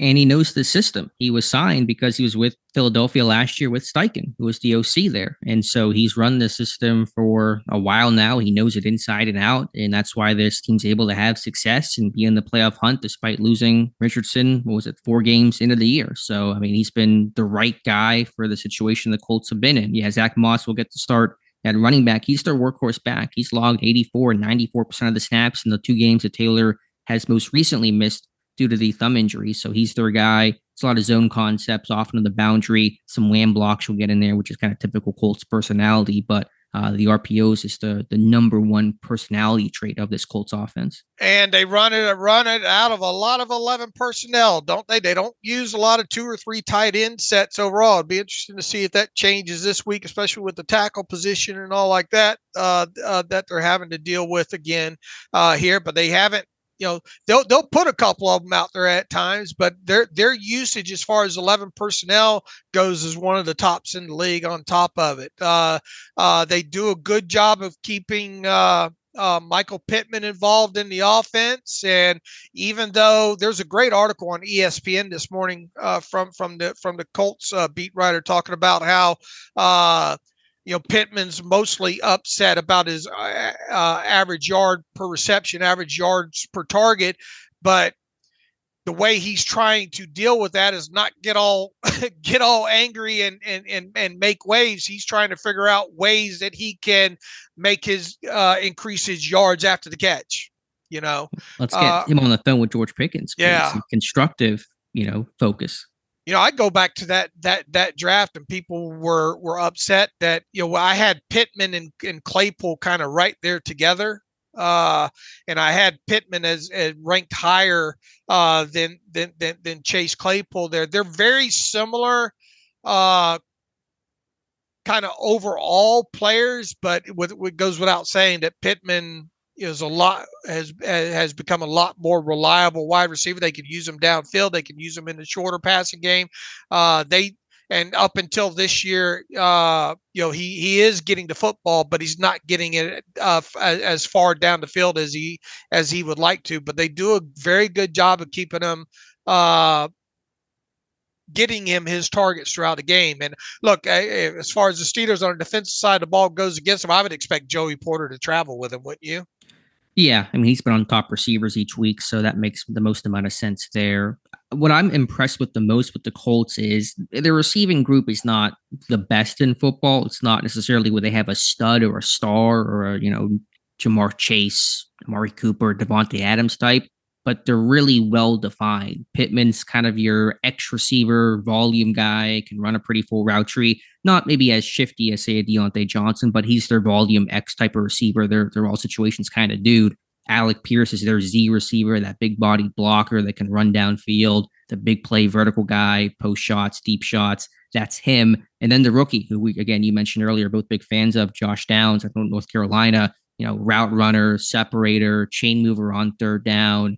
That's Josh Downs in the slot. So they have a very clearly defined X receiver, Z receiver, and slot F receiver. And then Granson, I'm glad that Nate, whenever we talked with him, mentioned Kylan Granson, kind of that maybe H-back type out of SMU, didn't really know where he fit, but he's an athlete. They don't use him a ton, but on these linebackers that Pittsburgh had getting beat up by tight ends, I think they're going to try to get some 1v1s with Granson, try to make some plays. Yeah, and you know what they'll do, and I know you saw this on tape, is they'll give that kind of split zone action and him coming across, and he ends up not blocking or faking like he's going to block, and they'll get the ball out to him in the flat. They're not afraid to use the out routes in that offense whatsoever, especially out of RPOs.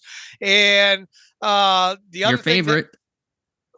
What's the that? Wheel. The wheel. Oh yeah, the wheel. They will run the out and ups, even with their tight ends. And quite honestly, Minshew should have hit that one against the Bengals. It feels like if he puts that ball out there further, those are the kind of when they get to the midfield position or beyond. You really got to be out on the lookout for that. They will run the wheels. They will run the out and ups. They do a good job of scheming that. And the other thing that stuck out, and I know it probably stuck out to you too, is they'll run a lot of the intermediate and deeper digs.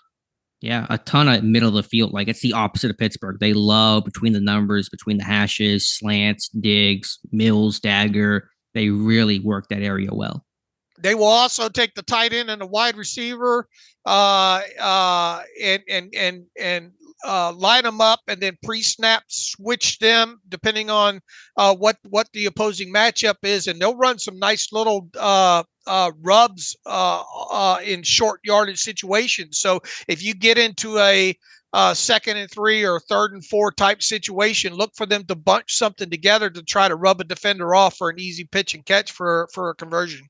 A lot of switch releases in their offense. And yeah, it's funny whenever you would see them change their alignment between the receiver tight end, the high five between both players. I noticed that against the Bengals. Yeah, just the fun stuff like that. But it's a fun offense to watch overall. And they run some trick plays too. They ran a wheel reverse flea flicker for a big play against, was it the Titans? I think it was 2 weeks ago. So Shane Steichen will have his bag of tricks too. And they've had, well, I guess they're on a normal schedule, but point is, Shane Steichen might do something that might surprise you.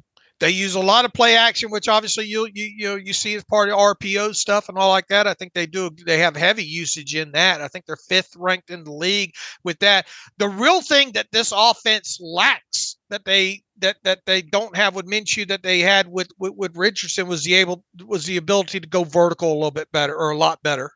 Yeah, and to an extent, the design quarterback runs. Minshew can still move a little bit, but it's not as obviously heavily involved on read option type stuff as it was with Richardson. Mostly a zone run team, right? Yeah, largely speaking, I would say they're an inside zone personality overall. The O-line is solid, I think, overall. I think Raymond's gotten better, and we mentioned Freeland, the difficulty that he might have there against T.J. Watt. It's not I would say it's an average offensive line that's battled some injuries, but still kind of persevered. I think one of the bugaboos that they've had there is turning the football over, right? Yeah, let me get the exact stat on that. They do turn the ball. They take away the ball a lot, and they turn the ball over a lot as well. 20 giveaways this season. That's tied 21st in the NFL. Entering the week, they're +1 though in turnover ratio. Yeah, so luckily, or going in their favor is that the defense has been getting the ball back for them. They're right there with the Steelers, I think, as far as total takeaways. The Steelers have 21 takeaways, and the Colts have 21 takeaways as well, too, on defense. The difference between the two teams, well, the Indianapolis scores. How many games have they been up in the 30s? 3 games this year with at least 30, which Pittsburgh has not done in more than a calendar year, and they've scored at least 20 points. The Colts have in 11 of their 13 games this season.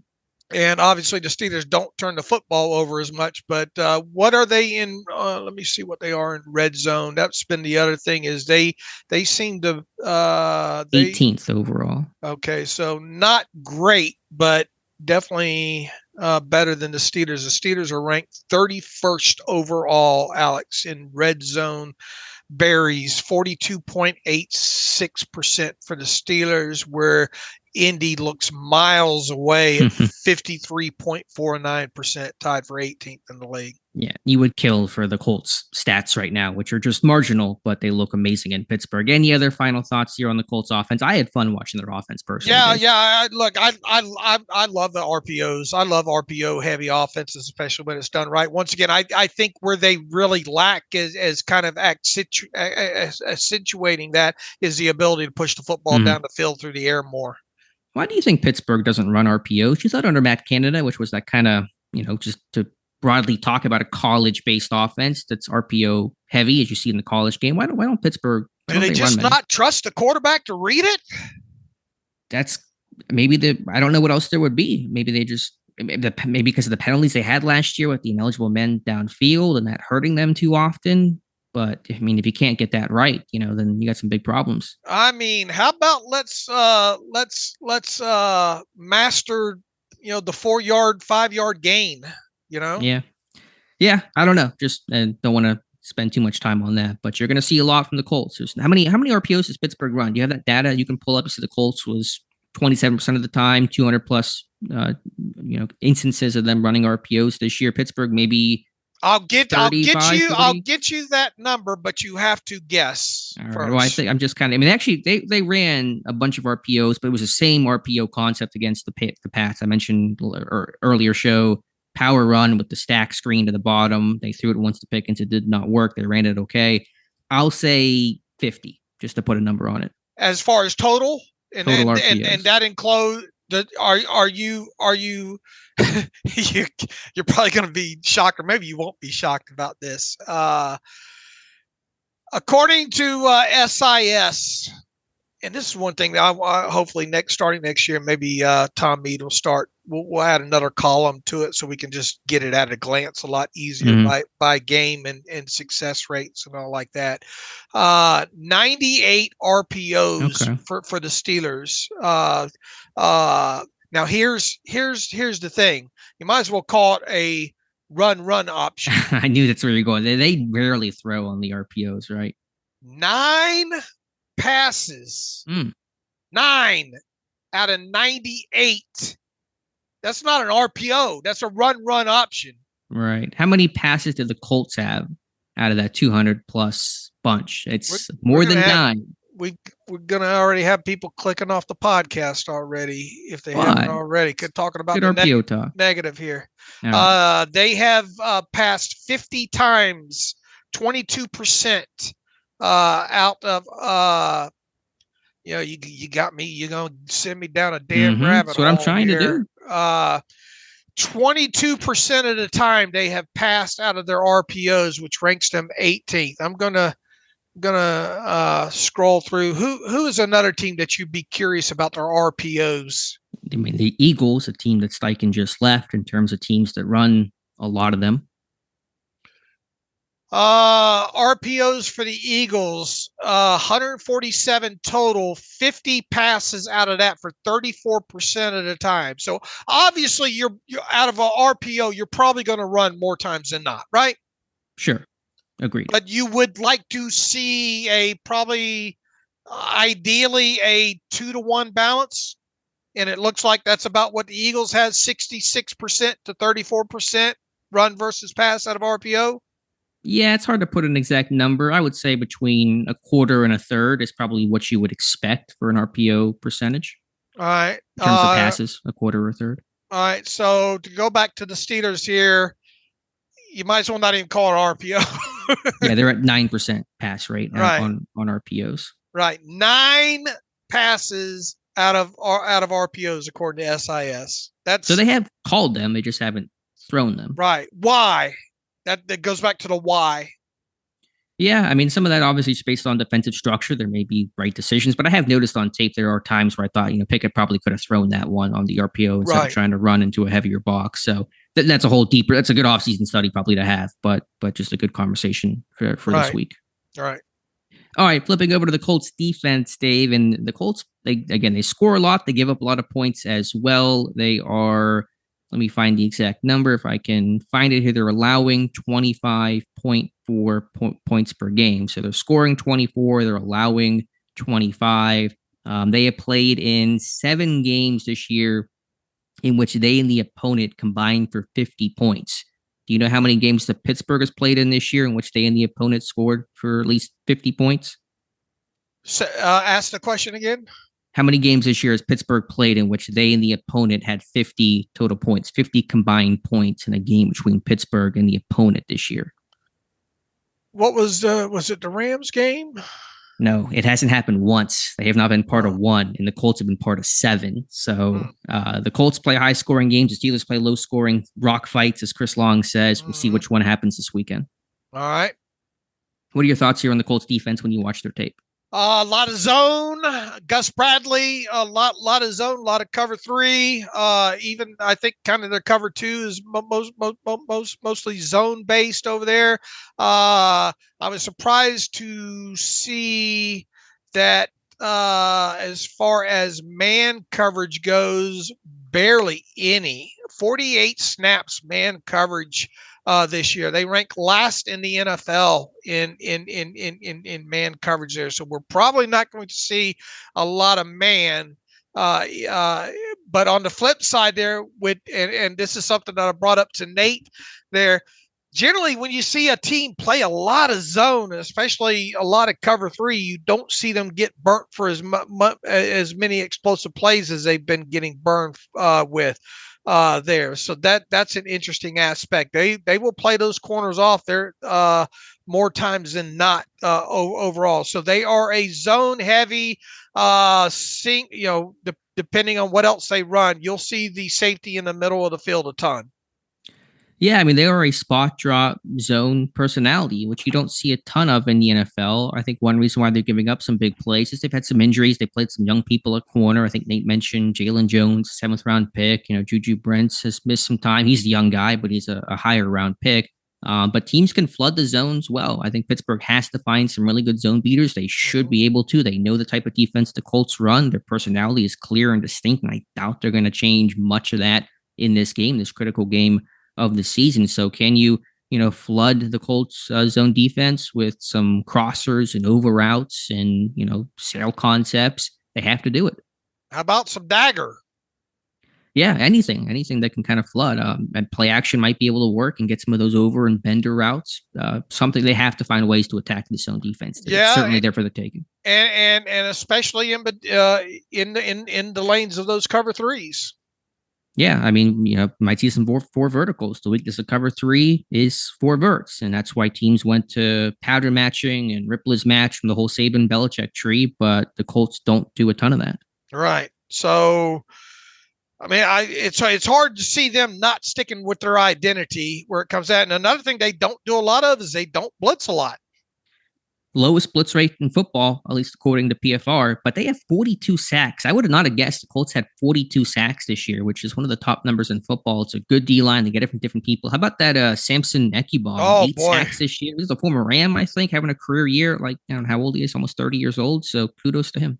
Yeah, they do a good job, and they got some notable guys. DeForest Buckner is a guy that when you talk about guys that kind of play that position, is a guy that gets talked about along with Cameron Hayward quite a bit. So definitely a talented guy. That Grover Stewart up front, Kwity Paye is, I think, back healthy again and playing well. They'll rotate a couple of people in on top of it. They've got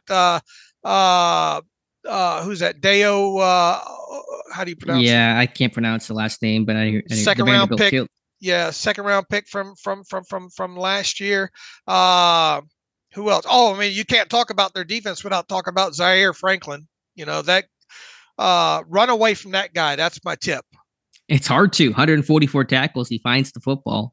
They always seem to have one of those leading tackler kind of dudes, whether it was Shaq Leonard before he got waived or Franklin, go back to the Gary Brackett days. But yeah, that front seven's strong. You mentioned Buckner. Stewart's a really underrated guy, and he just got back healthy. He played his first game in quite some time last week against the Bengals. Those kind of day three gems that they have in Stewart from Albany State. I think EJ Speed is going to come back. He's from Tarleton State. He's making plays, got 9 tackles for a loss. So I like their front. They mix one gapping and two gapping well. Buckner's typically kind of their upfield shooter and going to try to penetrate, but they change up their structure pretty well with their run defense. You hold on to the football, you're asking for it with that front. They will. They're not overly exotic, but they will do the TE stunts and all like that. They seem to be quite effective with that. They can win off the edges there. For sure. And then on third and long or obvious pass situations, they're going to really get wide as a defense. The old wide nines, the D tackles are going to be 3 techs, align outside shade on the guards. And so they're really, they run some stunts off of that, but they really just try to like stress the edges of your pass protection. Here's something to maybe look at. This defense overall, even without Alexander, they can be run on at times, specifically right guard. 29th in the league on runs to right guard, 66 runs, averaging 5.52 yards per carry, and then stuff around the right end has been hitting against them as well too. They're 26th in the league, 6-yard average on 38 runs that direction. So the Steelers might want to think about being a little bit right-handed, maybe some of those Zorro tosses over that direction. Try to get Broderick Jones off the ball and blocking second level to run some off of right tackle or right end or right guard, right around in there. So if I'm the Steelers in the running game, that's probably the side that I'm trying to lean heaviest to. Yeah, that's fair. They do play nickel most of the time, even against some heavier looks. I think Nate mentioned that Ronnie Harrison might get some more snaps there in base, but they're typically a 4-2-5 front. So can you run against that? Yeah, I think there's an opportunity to do that. Typically, the linebackers shift away from the tight end side. The safety's going to drop down and kind of be that extra guy in the box. So can you run towards the safety with the tight end? There's potential there, but yeah, have to run the football. I mean, just in general for Pittsburgh, but you can't play this, long drawn out drop back pass game against this Colts defense. And we've gone all this podcast, haven't even talked about Kenny Moore. One of the top nickel corners, dude, can hit. He can sack you. I mean, you're right. They don't blitz a lot. How many sacks does Moore have this year? I think maybe a sack and a half or something, which is a decent total for a DB. He's got 3 picks. I mean, he is one of the top, if not the top slot corner in football. Isn't he going to be a free agent after this year? It's a good question. I do not know. And if he is, he's going to get paid. Yeah. Let's see if he. I typed in the wrong thing. Anyway, I think he probably is. If you're saying it there, Dave, he's going to be a free agent. Let me double check. Yeah, he's going to be a free agent after this year. All right, and he's only 28 years old still, so he's still got a couple good seasons left in him. And he's a hard nickel to attack in the passing game. But you're going to have. Put him on the list for Pittsburgh, man. Yeah, they've missed the slot corner since Mike Hilton. They love that kind of dude. Mm-hmm. And they'll have some money to spend, and the cornerback room is pretty cheap overall. All right, anything else there defensively? I think we kind of covered it pretty well. Julian Blackmon, 3 picks this year, so their DBs have had some injuries, but they made some plays as well. They punched how their takeaways come. Seemed like I remember they forced a ton of fumbles. Yeah, that's what I was going with. Let me find the exact stat that I had on that. Don't know if I actually have that in my. I've got it report. Here. They have 8 fumble takeaways, 13 interceptions. Yeah, so I mean, it's where are those forced fumbles coming from? Anybody in particular, or is it kind of scattered about their defense? Let's see here. Fumbles. I don't have the specifics. Is it Abukum or Ekubom? I think I said it wrong earlier, but he's got 3. Franklin has 2, Buckner has 2, Speed has 2, Pay has 2, Deo, the Vanderbilt kid, has 2. So I mean, it's coming from a lot of different places. Look, the odds are probably pretty good that the Steelers get a takeaway or 2 in this game, just generally speaking. At least that's what you hope for here. Don't give it back to them. And you got Mr. Trubisky at quarterback, and how confident are you in that? Hopefully he takes better care of the football. I think he can make some plays. My concern is this will be a game where Trubisky makes some plays, but also has some really negative ones as well. Let's see. Takeaways as far as their defense goes, I think this year they have not had a single game where they haven't had a takeaway. The Colts. Right. Oh, that's sent a chill down my spine when you said that. That is not a great omen for this one. Yeah, I mean, ball security for Pittsburgh, you know how valuable that is just in general, and facing a Colts defense that takes the ball away at a very high clip. And it goes back to what we say. If the Steelers don't turn the football over, they got a good chance of winning the football game. Hey, when they turn the ball over, they have a pretty poor chance, right? Regardless of turnover differential. So, all right. Any other final thoughts here on the Colts, Dave? No, sir. I think we got that wrapped up in a bow for the people. All right. Before we make our picks for this game and the rest of week number 15, let's hear from our friends over at MyBookie. I believe we're both 0-1 to start the week, so we can hopefully turn it around with the rest of our picks. Yeah, I didn't tell you I needed plus 63 last night. Not what was the line? 3. Plus 6 or plus 3? Yeah, plus 63. Yeah, that was over before it even started there. Alex, if you found a $100 bill on the ground, you wouldn't walk past it, so don't pass up a chance at easy cash with MyBookie. MyBookie has the biggest online selection of odds and contests to fill all your sports betting needs anytime, anywhere, so you can turn that sports knowledge into cash in your wallet. Bet on the NFL, college bowl games, or play for a big share of cash prizes in the weekly blackjack tournaments that they have online.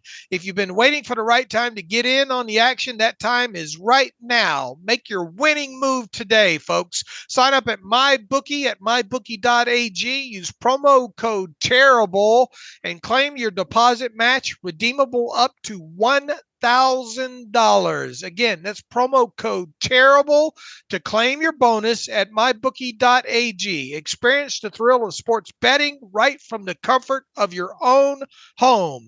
Bet anything, anytime, anywhere with MyBookie. And we appreciate MyBookie once again this year sponsoring the Terrible Podcast. All right, Dave, let's make our picks for week number 15. All right, let's get after it here. The Minnesota Vikings on Saturday on the road against the Cincinnati Bengals. The Bengals are 3-point home favorites with Jake Browning versus Nick Mullins. Nick Mullins, yes, sir. Josh Dobbs, boy, that was a descent. I think he's the number 3 quarterback for the Vikings now. So Bengals laying 3 at home against the Vikings. Yeah, kudos to Jake Browning. That offense is humming. I think Madison is questionable for Minnesota. Give me Cincinnati. This is -3. That's it. It should be way more than -3 to me. It feels like, especially with them at home. I'm taking the Bengals later 3 points as well too. Detroit Lions, the other Saturday game, along with the Steelers game. Detroit Lions at home against the Broncos. Steeler fans, if you're rooting for the Steelers to bust out of that 7-6 pack, you're rooting for the Lions this week. The Lions are laying 4.5 at home against Denver. The Lions are kind of scuffling here a bit, but I think they put it together here in a big time spot. Give me Detroit. I'll take Detroit to win, but Denver to cover. I'll take the 4.5 points there. The Cleveland Browns, the Joe Flacco's at home versus the Chicago Bears. Browns laying just 3 points in this one. Yeah, this one's, Flacco, kudos to him, been really impressive, but they've had so many injuries. They've just lost Delpit. They lost one of their other defensive ends. Give me, the Browns find a way though. Give me Cleveland and give me an article this weekend telling me why Justin Fields will not be a Steeler this 2024 season. I can probably come up with that one very easily for you. I will. Long story short, I think the Browns have enough there. I will take the Browns lay to 3 points in this one. Tennessee Titans at home against the Houston Texans. The Titans are 3-point home favorites coming off of that win against the Dolphins against the Texans. Well, Stroud, is he out? I think he's out. I don't think he ever cleared. I think it's Davis, right? Davis Mills. Yeah, so that's where the line is what it is. Yeah, without Stroud, they're a different team. Give me the Titans. Yeah, the Texans are beat up on the offensive side of football. I'll take Tennessee lay to 3 points in this one. Carolina at home against the Falcons. Who's going to win that division? Carolina +3 at home against the Falcons. Why is the NFC South always bad? Didn't the Bucs win it last year, like 8-9 or something? It does not matter who wins this game overall, but I will take the Falcons. I'll take the Falcons to cover the 3 points on the road. New England at home against the Chiefs. The Chiefs are 9-point road favorites over the Zappies. Well, you saw what the Zappies did to Pittsburgh with that defense that Belichick has. Maybe it's a little, they're going to come back to earth. I think the Patriots cover. I think they hold that Chiefs defense or that Chiefs offense in check enough. With Belichick can still coach defense, man. He proved that last week. So Chiefs win, but Patriots cover. All right, if the Chiefs can learn how to line up and not be off sides, I think they blow them out in this one. Give me the Chiefs. The lateral-based offense will work, Dave. I am going to keep telling everyone. I think the fever is finally catching on. Yeah, I look forward to that black and white film of that. I'll take the Chiefs lay to 9 points. How about the Green Bay Packers at home against the Tampa Bay Buccaneers? Packers laying 3.5 points at home against the Bucs. Yeah, it was kind of a dud for the Packers, but I think they bounced back. Give me Green Bay. I'll take the Buccaneers in the upset on the road at Lambeau Field. I'll take those 3.5 points. New Orleans Saints at home against the Tommy Cutlets. The Saints are favorites here. 5.5 points against the G-Men. Yeah, the Giants they're having fun right now. They're making it work. There seems to be a lot of tension in New Orleans right now with Carr and the offensive line. The Saints might have more talent. You said that they're 5-point favorites. 5.5. 5.5. 5.5. I'll take the Giants. I'll take the Saints to cover that. Bring Tommy DeVito. Yeah, bring Tommy DeVito back down to earth there. Miami Dolphins at home against the New York Jets. Dolphins 9.5-point favorites. Yeah, Zach Wilson, great game last week. Party's over for him. Give me the Dolphins by a large margin in this rematch. Ditto for me with what you just said. Arizona Cardinals at home against the 49ers. 49ers 12.5-point road favorites out in Arizona. Big line, but it's deserved for San Francisco. Give me the 49ers. I don't see how the Cardinals keep this close. Give me the 49ers to lay that 12.5 points. The Rams at home against the Washington Commanders. The Rams 6.5-point home favorites against Washington. Yeah, they're finding their stride overall. Tough loss against the Ravens, obviously, but give me the Rams. Give me the Rams lay to 6.5 points. The Buffalo Bills, another game that the Steelers would like to see go their way. Buffalo Bills at home laying 2.5 points against the Cowboys. Yeah, this is a tough one for me. The Bills, don't forget about Buffalo in this playoff picture. They're crashing the party. They have the talent, obviously.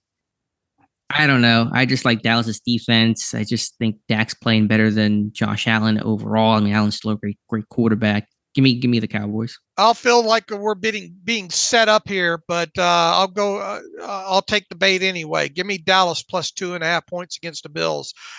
Jaguars at home against the Baltimore Ravens. The Ravens are 3-point road favorites in this one. Yeah, to me, with the Jacksonville injuries they're still dealing with, give me the Ravens. Yeah, I'll take the Ravens, lay the 3 points on the road there. Finally, before we get to the Steelers game, the Eagles go on the road against the Seahawks. The Eagles are 3-point road favorites. Yeah, it's a tough place on the road. I'll stick with Philadelphia, though. Give me the Eagles. I'll go with the Eagles, lay the 3 points as well on the road. That brings us all the way back to the Steelers Saturday game against the Colts. This one's now a 1.5. Colts home favorites by 1.5. What say you in this one? I struggle with this one, Dave. Wasn't sure which way to go. Really didn't decide until before we started recording the show, just right before we turned on the mics. I think it could go either way. There's a case to be made for both the Colts and the Steelers. End of the day, though, I think Pittsburgh's defense is going to struggle some with the Colts' RPO-based offense, and the defense for the Colts, they give up points and plays, sure, but they create opportunities. They create big plays with the pass rush, with the secondary being opportunistic, and I just don't know how much I trust Mitch Trubisky right now to take care of the football. Hope to be proven wrong, but I have the Colts winning this one 23-17. Okay. I look at this from the totality of not. This is another one of my if not now wins. When are you going to do it? This team has caught it from all angles, as I said at the top of the show. They have got, that they're hearing it, right? That sure. they're hearing it from all these angles. They know the importance of this game. I think they respond and at least get the W in this one. I'm expecting them to. If they don't, this whole thing could, not that it might not be unraveled now, but man, you lose this one, you really got to wonder about the final 3 games at that point. 20-17, Steelers win. A late field goal by Chris Boswell win this. A traditional score, 20-17, Steelers on the road. They hang around another week. They increase their playoff chances. Hope you're right, but I will say the Colts are feeling it too. They know how much this game. They lost, a bad one of the Bengals. So I'm sure we don't follow those circles obviously as closely as Pittsburgh, but they're probably feeling the heat. They know they need to have this game, so I think they're in a similar situation. But yeah, I mean, this is truly a winner. It's not a literal playoff game, but Pittsburgh has framed it right. This is essentially a playoff game for them. They cannot afford to lose this one. Look, but if you do lose it, you better hope a couple of these other games around the NFL, you get one last mulligan.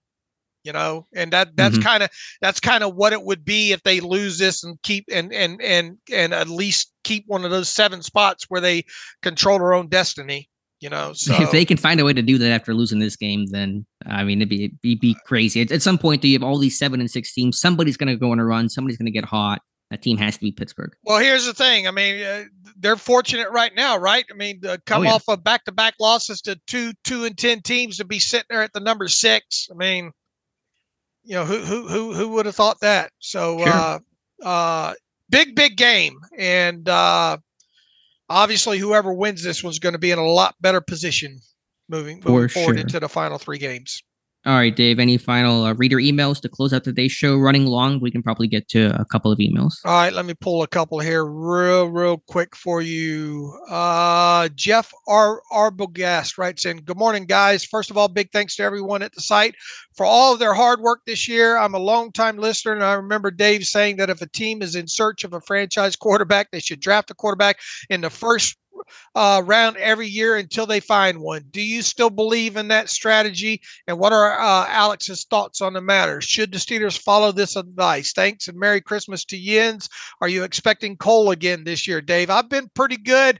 I've been a lot better this year. And look, my health has responded this year. I got a lot to be thankful for. Believe it or not, I'm not a big Christmas person, although we made sure to take care of the staff because they have done a fantastic job this past year. So kudos to them. I do remember saying that specifically back when the Steelers did have a quarterback. And I will say this, Jeff, you got to have a quarterback. if you're going to win a Super Bowl in this league. I'm a firm believer in that. And I think Alex and I kind of talked a little bit. I don't think unless they trade up from where they kind of look like they sit right now, it doesn't look like they're going to I would bet again. What I think the Steelers should do is address the quarterback position at some point during this draft again. Maybe not in the first, maybe not in the second, but I would like to see another quarterback, young quarterback in that room just to have a look at. Here's the bad thing about it, man. I really wish Kenny Pickett would have played in all these games just to get a longer look at him. Post Matt Canada, especially. Yeah, post Matt Canada here. I don't think it matters what I think, though. I think this team's going to stick with Kenny Pickett next year to see what they can get out of him with a new offensive coordinator or whatnot. Long story short, this team does not appear to have a franchise quarterback as we sit here right now today. They better figure that out. That's all that's all I got to say about that. I'm with you. I think you're in two camps in the NFL. You either have a franchise quarterback or you're looking for one. And just based on all the evidence so far, Pittsburgh is still looking for one. I expect Kenny Pickett to be the starting quarterback of this team for 2024. I do not expect this team to really take seriously the idea of taking a quarterback in the first round. I think they should be doing their homework heavily on all the top quarterbacks in this year's draft. I do as well, too.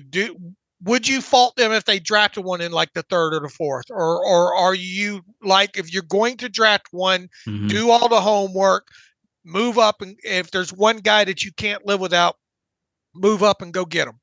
Yeah, I'm all in or all out. Marry your quarterbacks. Don't date them. Don't do a third, fourth round pick where a guy's going to be the backup, but create controversy. Is he the guy? They replacing Pickett. To me, that's a weird middle ground.